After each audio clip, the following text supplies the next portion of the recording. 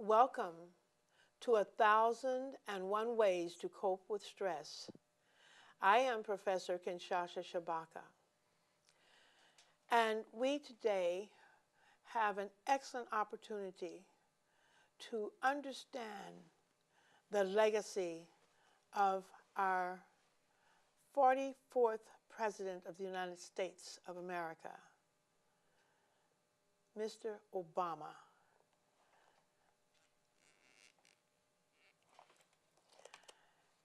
The journey completed. Obama, the journey completed. Never promised a rose garden.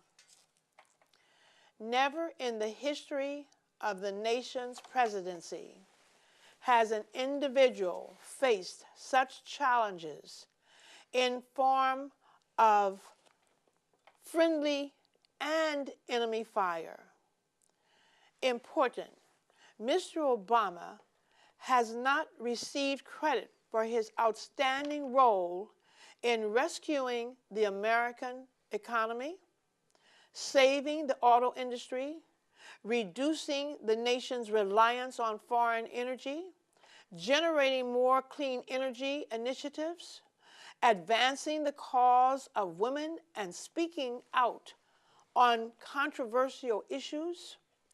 Unquestionably, in response, Republican and Tea Party players have encouraged and generated a great deal of racial animosity and disrespect towards Mr. Obama and the institution of the presidency during his tenure as head of state, commander-in-chief, and chief diplomat. All criticized his policies with great vehemence and has been extremely obdurate in opposition to his every legislative proposal.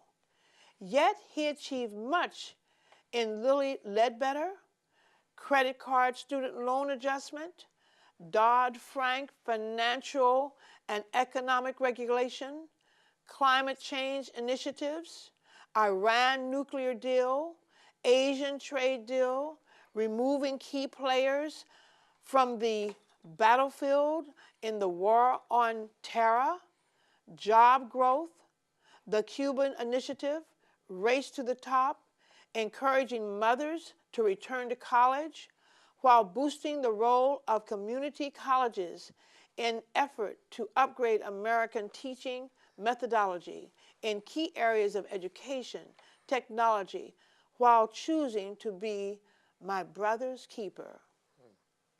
His policies have not simply saved jobs of first responders, teachers, and others in the auto industry. National unemployment rates have dropped to its lowest level in a decade as the private sector added millions of jobs in a 72-month consistent job growth period. Incomes have increased, poverty is down, and millions of persons assumed of Affordable Care Act protections. As such, the dispute of the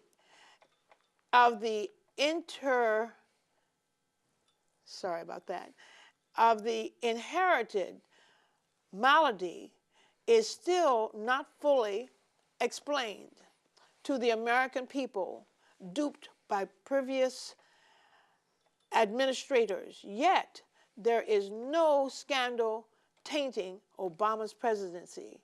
His approval rating is high, very high. I introduce to you today the author of not just 4 books on Obama, but 30 or more books, plus a plethora of articles, Dr. Fred Monderson.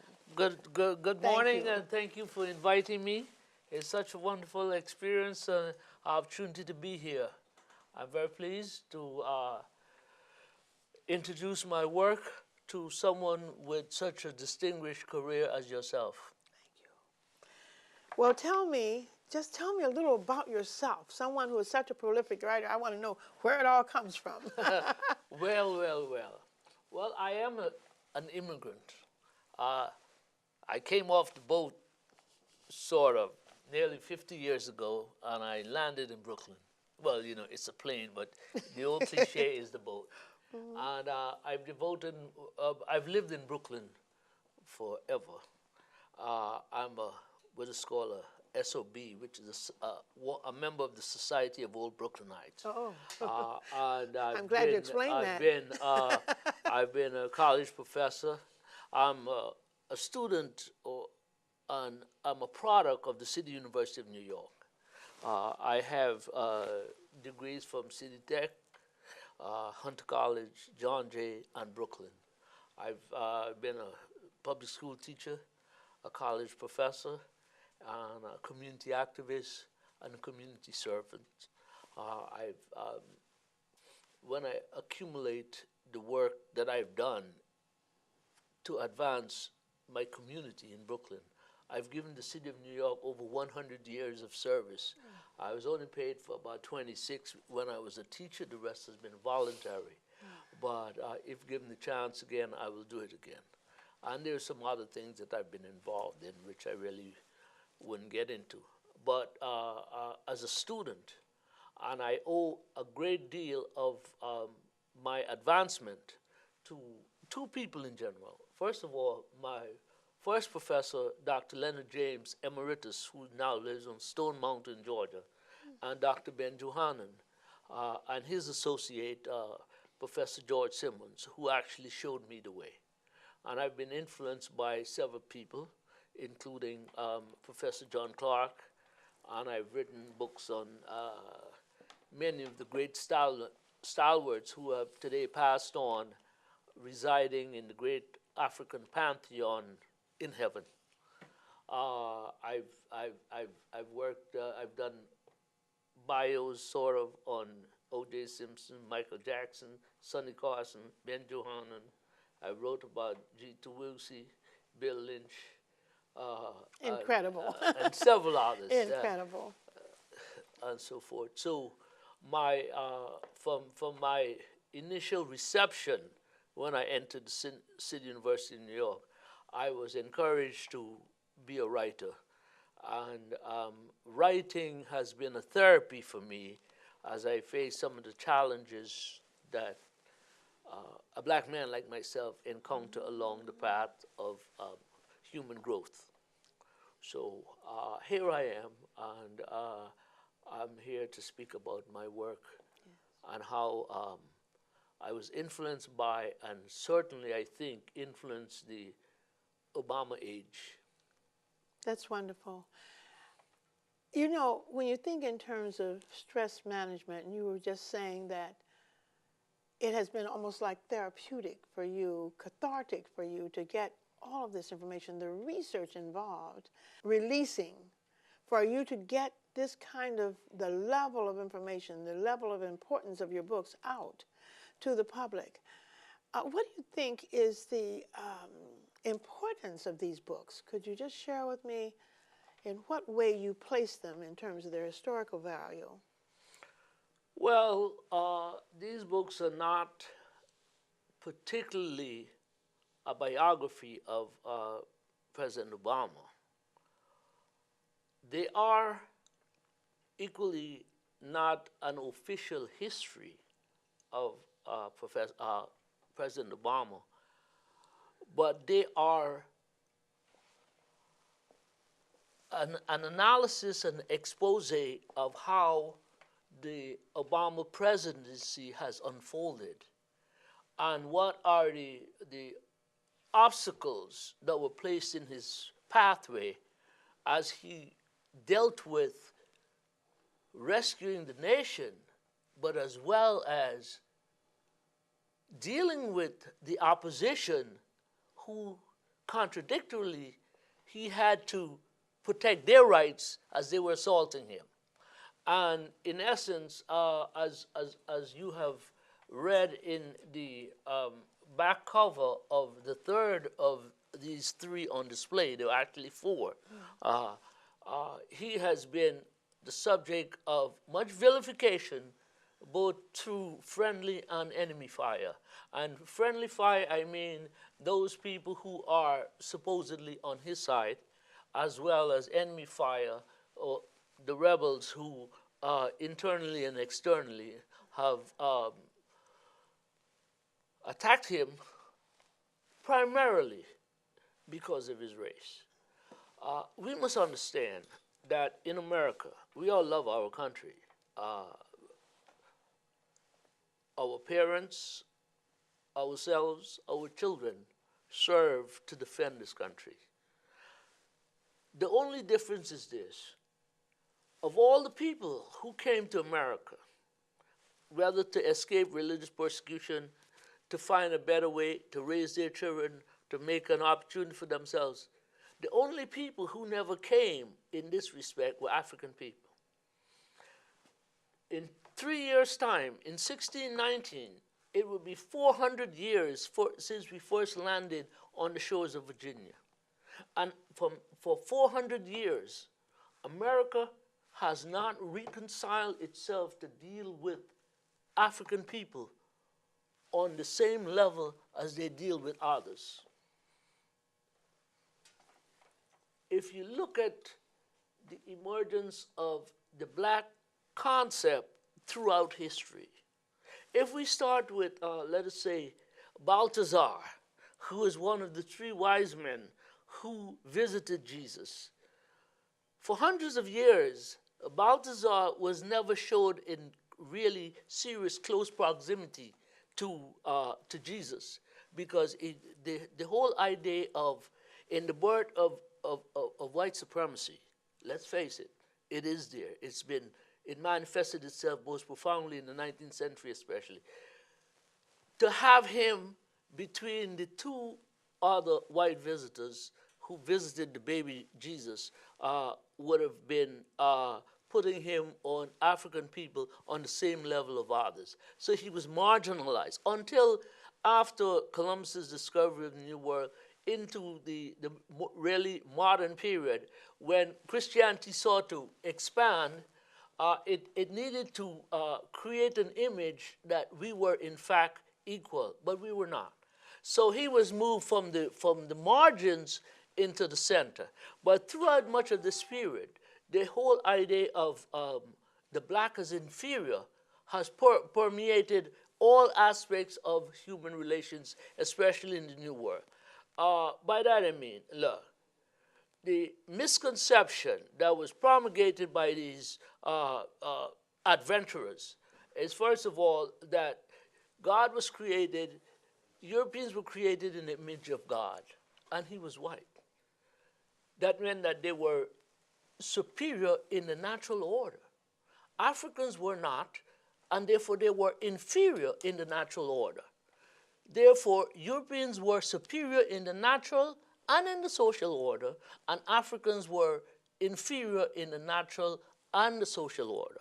So this concept from 1619, when we were fortunately landed on these shores, to today, I'm not saying that every individual in this country has this archaic mentality, but there are many. There's a chapter in my book called Antebellum Mentality, which is the slave master's view. One of the things, if I remember, that Dr. Ben had said, Dr. Ben was one of the people who showed me the way, as I indicated. He says that when your God and the slave master is the same, there's a problem, and therefore you need to correct that. Barack Obama, when he was inaugurated in January 20th, 2009, there were thousands there. But something that Jesse Jackson said really caught my attention. And he said Barack Obama was the best thing that the civil rights movement could have mustered. So he was our number one person. But yet still, he was treated in the most disrespectful manner from day one. Why? Because it's called sin. Malcolm says you're not discriminated against because you're African or you're Mason or you're an Elk. you're discriminated against because of the color of your skin. And we've got to go past this, because if we look at the history of this country, the first authentic hero in defense of America was a black man named Crispus Attucks. The first hero, authentic. Everyone said, give me liberty, give me that, but none of them died. Crispus Attucks died. And from 1776 to the War of 1812, to the war with Mexico, to the Civil War, to the war with Spain, to World War I, World War II, Korea, Vietnam, Grenada, the war on communism. Africans have fought to defend America. We've given our lives. I remember something that Harry Belafonte said, why he became an activist. We have been given the image that Audie Murphy was the most decorated World War II veteran. But he said that he saw this black veteran who was in fact the most decorated in World War II, pulled from a bus wearing the American uniform in the South and beaten to death. Okay? Now, when President, there was a photograph that caught my eye. I think it was in the Times, one of these papers. When President Obama visited Afghanistan, they showed him in this big tent with various levels of steps, you know, and there were two black men standing at the very top of the tent, and they were looking down at the black commander-in-chief. And if you could envision the thought that were going through their minds, well, we've been fighting for America for the longest, and it's the first time we have a commander who looks like us. All right? So all of this has transpired. So how did I get involved in undertaking this tremendous task? I was in Washington, D.C., and I caught a clip in one of the local newspapers that said that there were 50 books written about President Obama, and all were negative. And I said to myself, oh my God, he's the president. We just elected him. Then mayor of New Jersey, Newark, New Jersey, Cory Booker said, we have entered into a post-racial era of America. It was never to be. After the 2012 election, in October 6, 2013, the New York Times figured what we call a big write-up on a title.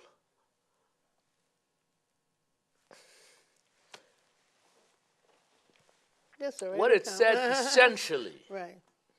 is that in the 2012 election, a group of high-ranking Republican operatives got together and sought to deny President Obama a second term.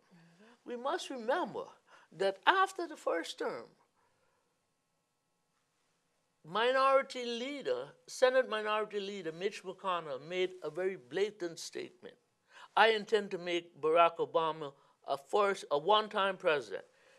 The actor Morgan Freeman on the program Piers Morgan on CNN stated that this was a racist statement. He stated it. Okay. What the 2013 October 6 New York Times article did say is that these people had gotten together and planned to subvert his presidency. And they gave the names of 20 NGO CEOs who were involved in, at that time, seeking to discredit the Affordable Care Act, which they was maliciously dubbed Obamacare.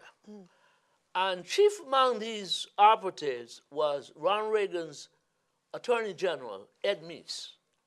Now, what this really was, because after the 2008 election and the January 20th, 2009 inauguration, from which Mitch McConnell got his marching orders to block everything that Obama had tried. Why? We cannot allow the black guy to get a win.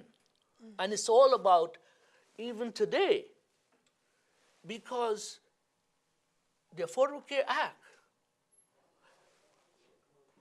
Ted Cruz got on TV during the campaign period and mentioned Obamacare 12 times. Not once did he call the law by its true name, Affordable Care Act. The president got on in another program and mentioned it just as many times as Affordable Care Act, and he never called it Obamacare.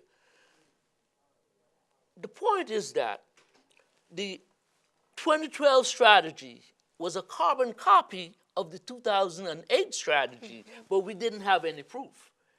The principal actor, Ed Meese, and his cohorts.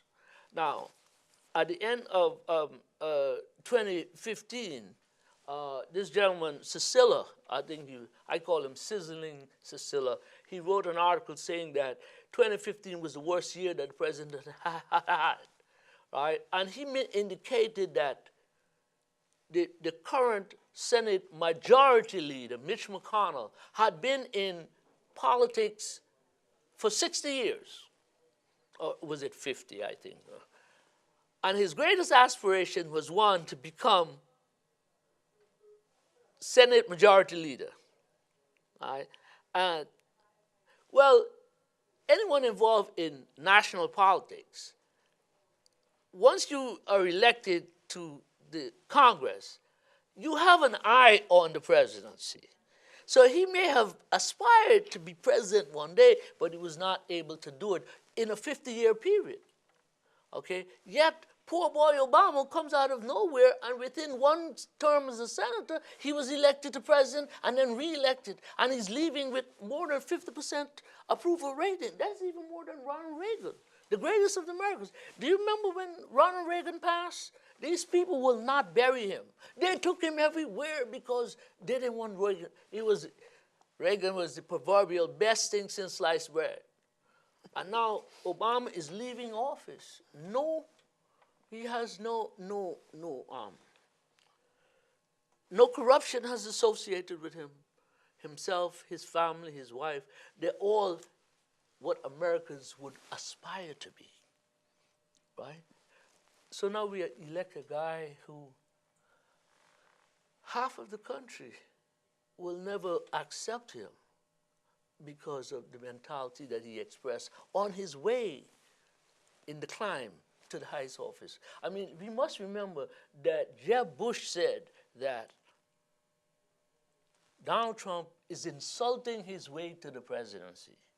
Yet, all of these Republicans who have opposed Donald Trump have now flocked. After all he has said, they've criticized him for whatever reason. They have flocked to his banner. And now, why? He's different. He's not like the current president. So all of these are some of the things that motivated me to end up writing one book, second book, a third book, a fourth book.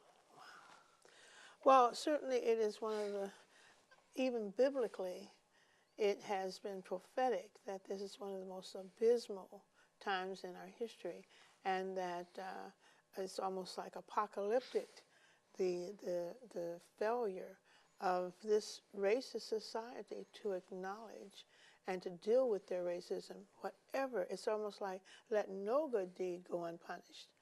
It is an incredible waste of human energy. And I just want to thank you for your very deliberate research and the opening up this era to people to really study, and I hope there will be discussion groups. I hope that you will get all kinds of speaking engagements to share with people the knowledge, the prolific, voluminous knowledge that you have shared, and what you can let people know and what they need to know. Thank you so much, Dr. Monderson. And of course, we're looking forward to the next session that we'll have. Thank you for inviting me. You are so welcome. And we thank you for joining us in 1,001 Ways to Cope with Stress. I am Professor Kenshasa Shabaka, and you are enlightened by Dr. Monderson's presentation. We thank you. So thank you again. And we will, of course,